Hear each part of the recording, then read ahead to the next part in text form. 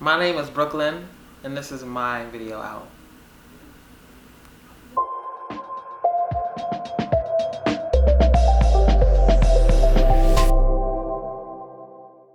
I grew up in Brooklyn, East Flatbush. It wasn't easy. Like, I felt like a target everywhere I went. And then, I was different. So it was not easy, like, living in that kind of environment at all. It got to a point where I was kind of afraid to come outside.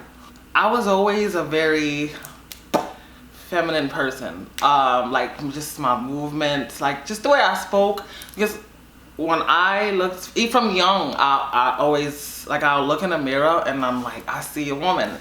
And that woman, my name, in my mind, my name was Tatiana. Like, so I would call myself that. So I was like, this is me. This is like, I mean, from 4 or 5 years old, I can remember. And it was like, I didn't feel like it was anything wrong with me. Like, I felt like I was very normal. Like, this is so normal. Like, this is who I am. Like, I'm like, to everyone else, I'm like, you're the problem, not me. And I couldn't, for the life of me, I could not wrap my head around, like, why no one could just accept that this is how I liked it to be.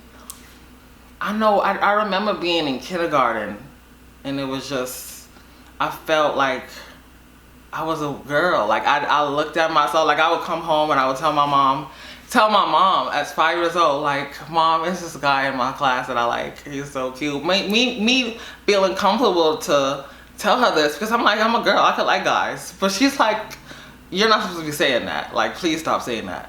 And I'm thinking, and I feel like because I was young, people kind of like, oh, that's you. They'll grow out of it, whatever. So I'm like, I feel like it wasn't taken seriously at first.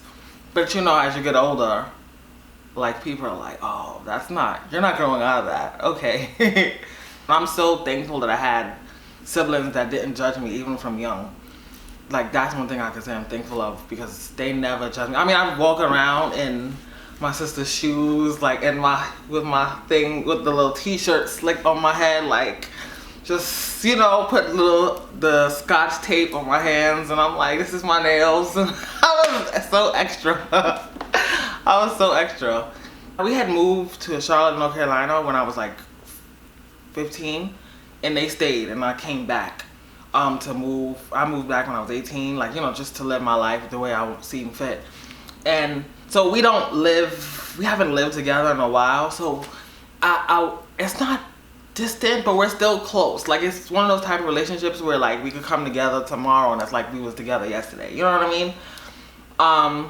So it's like, yeah, like, I feel like we're still close. I mean, honestly, we don't speak as much, but it's definitely not because there's any, like, hostility or there's no judgment, like, being passed. For the most part, the immediate ones, the family that I have, they're okay. I mean, I don't feel like they could do a lot of better job with respecting pronouns, because it's like that's still kind of like it's work in progress. We still working on that, but for the most part, I would say we were getting there. Like, it's definitely better than it was, and I do feel like with time it does get better.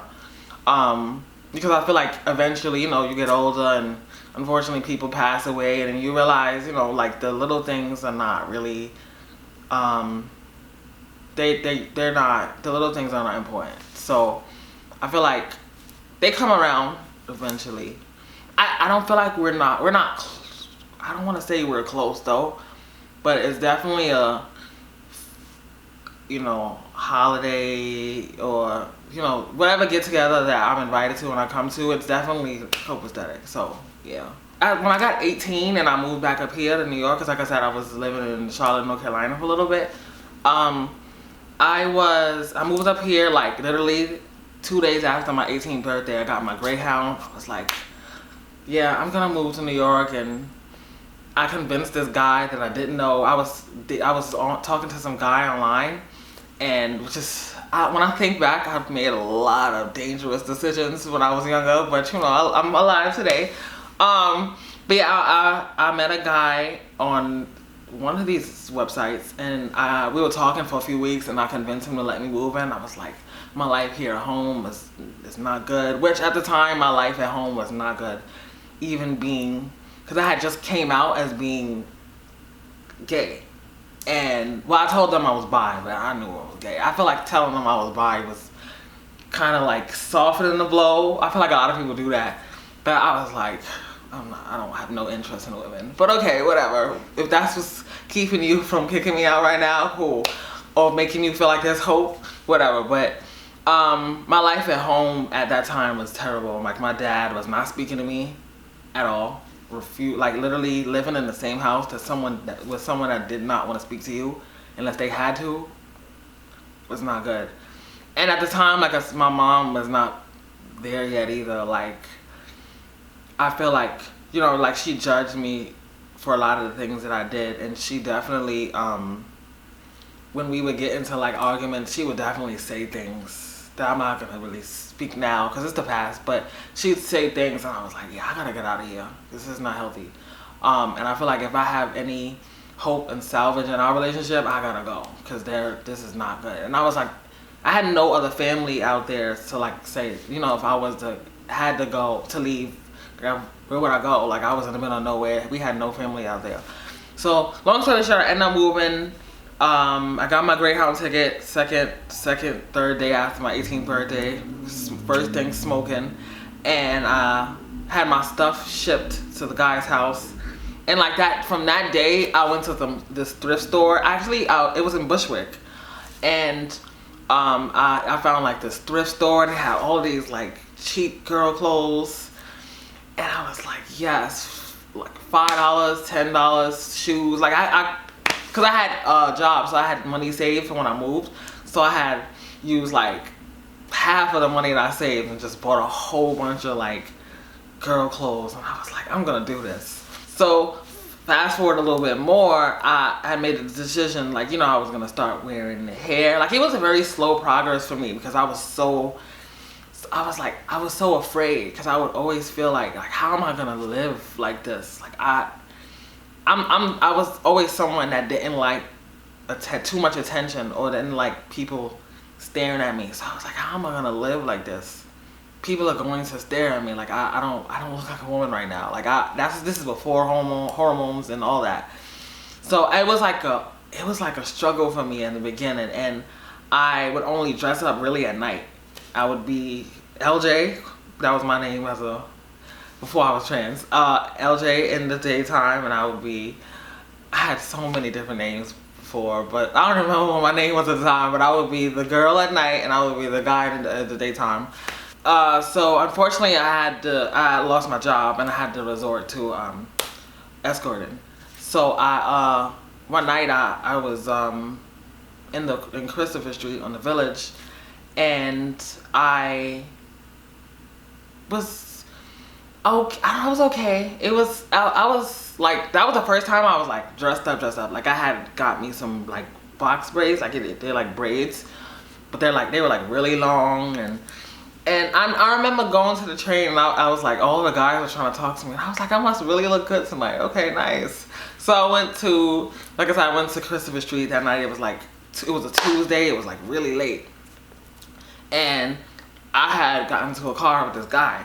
We drove off, and the minute we drove off and we parked somewhere, like, the cops came and just swarmed us. And on the ride to the precinct, the cops were just so nasty because I was so terrified to go to jail, and they were like, I was like, I hope you guys don't try to put me with the guys.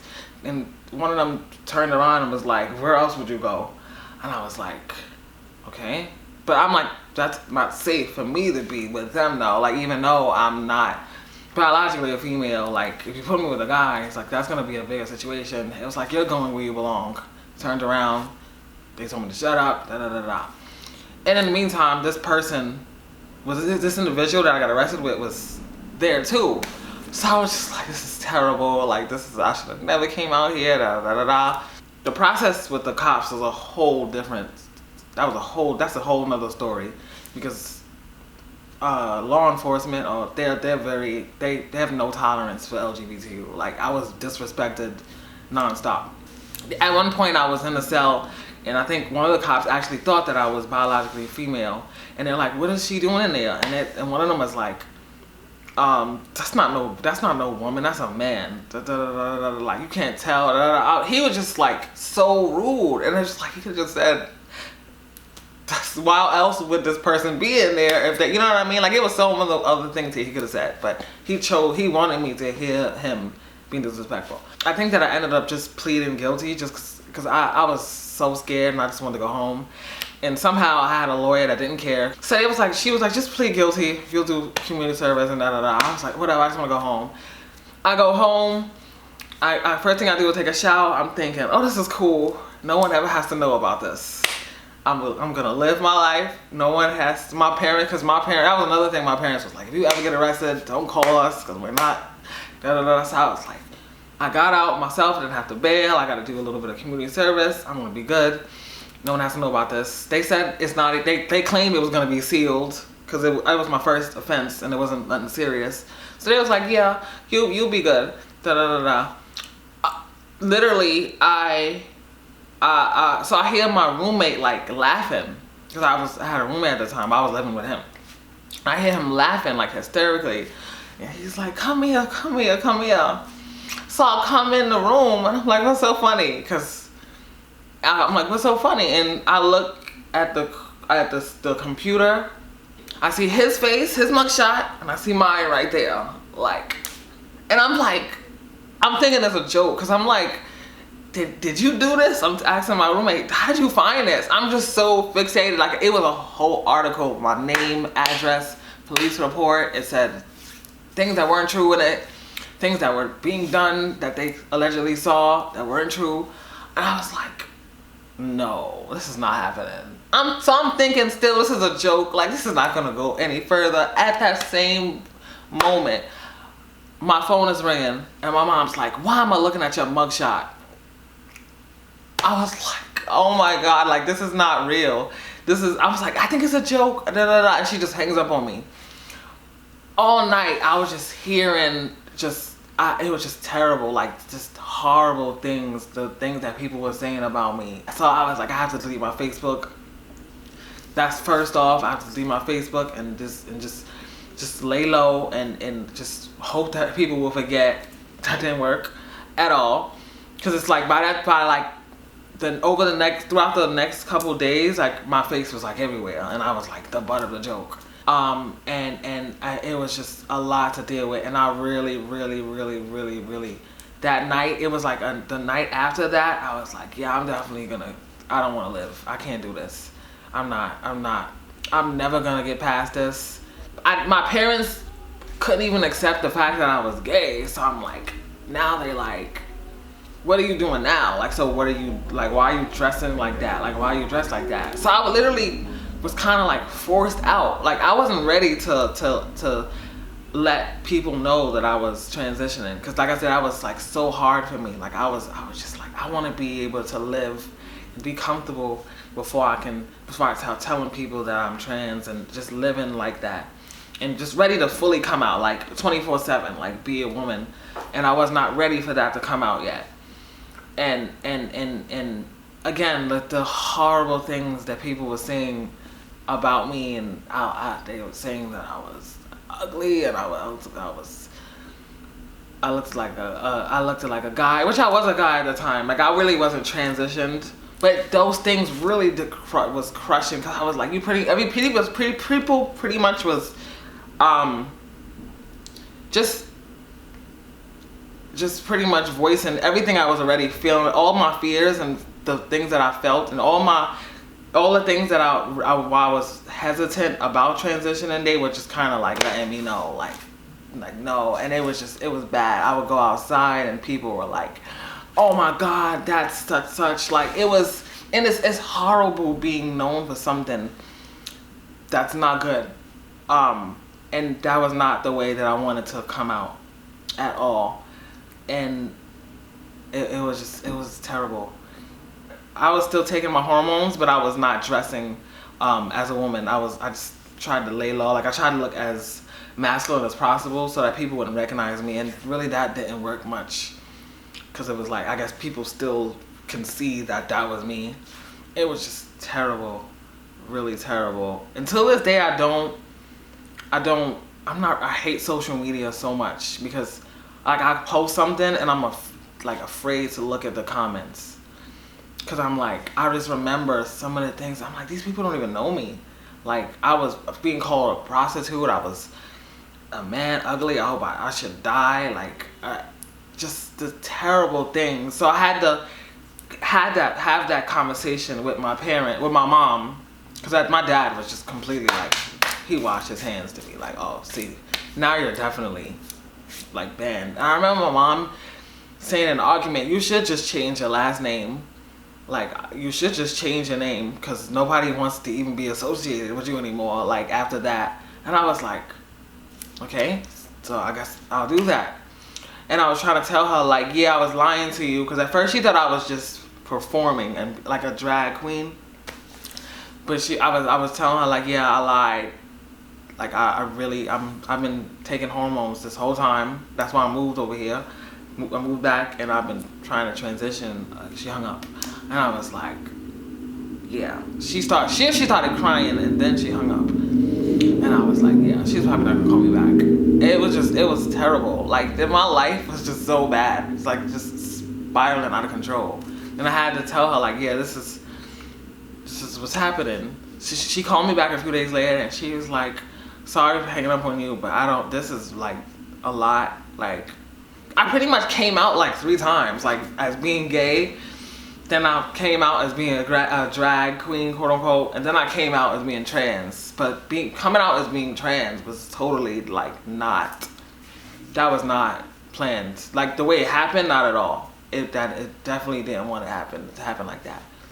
I'm rebuilding my reputation, and I'm so much more comfortable in my skin than I was when I first transitioned, because I remember like just being outside someday, like I just want to die. Like I feel like I should just die. I'm never going to live as a woman. I'm not going to be, no one's going to want me, no one's going to think, no one's going to ever, like, people are not going to stop pointing at me and laughing and making jokes. And I'm just like, so many days I would come outside and I would sit at the pier and I would just sit there like, I wonder if I jumped out, if I jumped over here, like how quick I hope it's fast. Like if it could be fast and I don't have to suffer. I'll be the way I'm suffering now. Like I would love it for just, and I literally used to pray that, like to pray for the strength to be able to do it, and I just couldn't do it. I'm thankful I didn't do it. But as I said today, I'm so thankful that I'm able to be at a better place and I'm in a better headspace. I just hope that if anybody else is like in a situation like that, they could just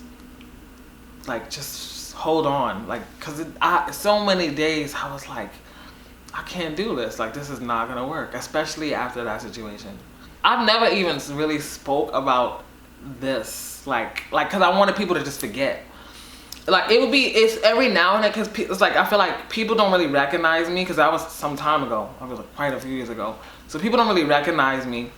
So I was trying, I got to a point where I was like, all right, people don't remember me. Let me just move on, or like build another narrative for me instead of like that, because that I didn't want to be associated with that. But like present day, this is why I was like eager to do this. I was like, present day, I want to be like this is what happened to me. I got over that, and I was like, I never thought I could get over that. Like to this day, I look back and I'm like, I was really going to end my life over that. And it's just like, I'm able to look back and I'm like, I'm not ashamed of what I went through, because like I'm standing here today and I'm happy, like, of the growth that and I'm still growing, you know? So I'm just happy that I was able to overcome that, like, totally. Maybe God kind of like, he gave that journey for me to show me that I can handle anything, you know what I mean? And it's nothing that I can't conquer, or I can't get, like, you know what I mean? So I'm thankful. Anyone like considering of being trans, because I know I went through the phase where I'm like, I'm never gonna look like a woman, like I'm never gonna be able to pass, and it's not about being able to pass per se. Like, it's about living your truth and having the courage to do it. And it's like being free, being able to be yourself is so, it's like, it's no greater freedom. Like, it's like I look at people that's just trapped in like these like what they feel like the way it feel like it should be, the way they feel like a man should be, the way I feel like a woman should be. And I look at my life and I'm like, I don't feel that way at all. Like, I'm living like my 100% truth. Like, it feels so good to be able to live, just be you and live and just not care if people will accept you or not. And I would definitely encourage everyone to just be free. Like, just let go and just you're gonna be so much happier. You'll be so much happier. As long as you're happy, that's what matters. That's all that matters.